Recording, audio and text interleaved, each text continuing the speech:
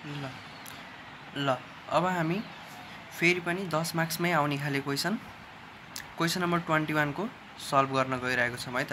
क्वेसनले के भनेछ, how does subsidy policy of a government affect market equilibrium.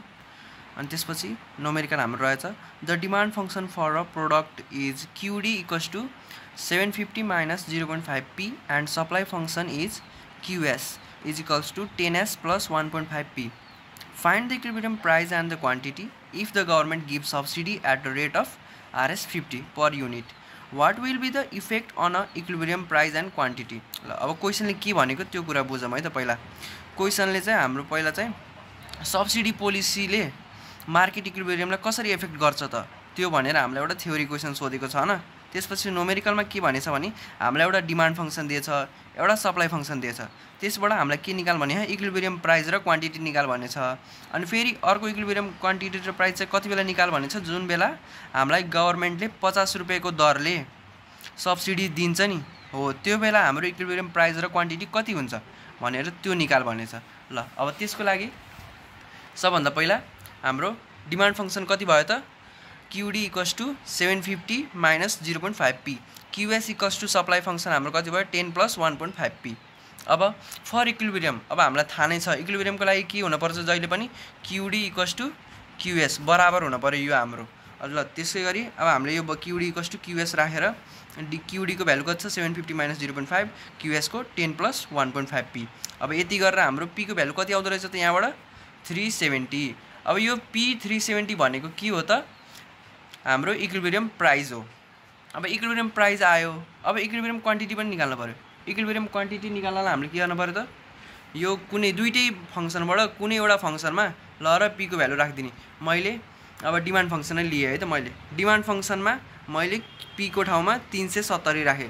370 राख्दाखेरि कति आउँदो रहेछ 565 भनेपछि अब हाम्रो इक्विलिब्रियम प्राइस र क्वान्टिटी कति हुँदो रहेछ त, प्राइस 370 हुँदाखेरि क्वान्टिटी 565 युनिट हाम्रो इक्विलिब्रियम क्वान्टिटी हुँदो रहेछ।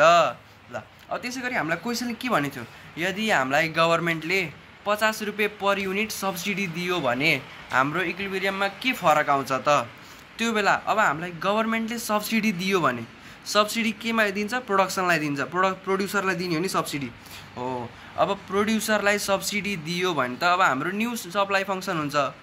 अब न्यू सप्लाई फंक्सन के हुन्छ त, QS is equals to 10 plus 1.5 P plus 50।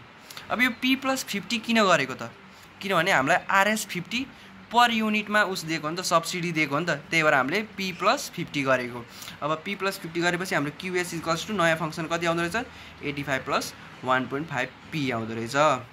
Demand function चाहिँ एज इट इज पहिला जस्तै 750 माइनस 0.5 P नै हुन्छ। ल अब त्यसपछि अब हाम्रो नयाँ सप्लाई फंक्सन आयो, डिमान्ड फंक्सन पनि आयो। अब हामीले सब्सिडी भएपछि इक्विलिब्रियम प्राइस र इक्विलिब्रियम क्वान्टिटी कति हुँदो रहेछ त त्यो निकाल्नलाई के गर्नु पर्यो, अघि जस्तै QD इक्वल्स टु QS गरेर सल्भ गर्ने। अनि त्यो गर्दाखेरि हाम्रो P को भ्यालु कति आउँदो रहेछ त 332.5। यो भनेको हाम्रो के भयो त इक्विलिब्रियम प्राइस आफ्टर सब्सिडी। त्यसै गरी अब Q को भ्यालु पनि राखिदिने कुनै एउटा फंक्सनमा। ल मैले यही सप्लाई फंक्सनमा राखिदिएँ P को ठाउँमा 332.5 राख्दाखेरि कति आयो त हाम्रो क्वान्टिटी इक्विलिब्रियम क्वान्टिटी 583.75 हाम्रो आफ्टर सब्सिडी आयो। हामीलाई क्वेसनले के भन्थ्यो त, what will be the effect on equilibrium price and a quantity if government imposes a tax of Rs 50 per unit। ल अब हाम्रो के फरक भयो त, गभर्नमेन्टले हामीलाई ट्याक्स दिएपछि।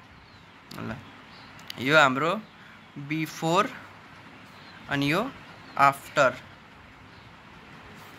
यो हाम्रो प्राइस भयो, यो क्वान्टिटी भयो। बिफोर ट्याक्स बिफोर सब्सिडी हाम्रो प्राइस कति थियो त 370 थियो, आफ्टर सब्सिडी हाम्रो प्राइस कति भयो 332.5 भयो। त्यसै गरी हाम्रो बिफोर सब्सिडी क्वान्टिटी कति थियो त 565 थियो, आफ्टर सब्सिडी क्वान्टिटी कति भयो त 583.75।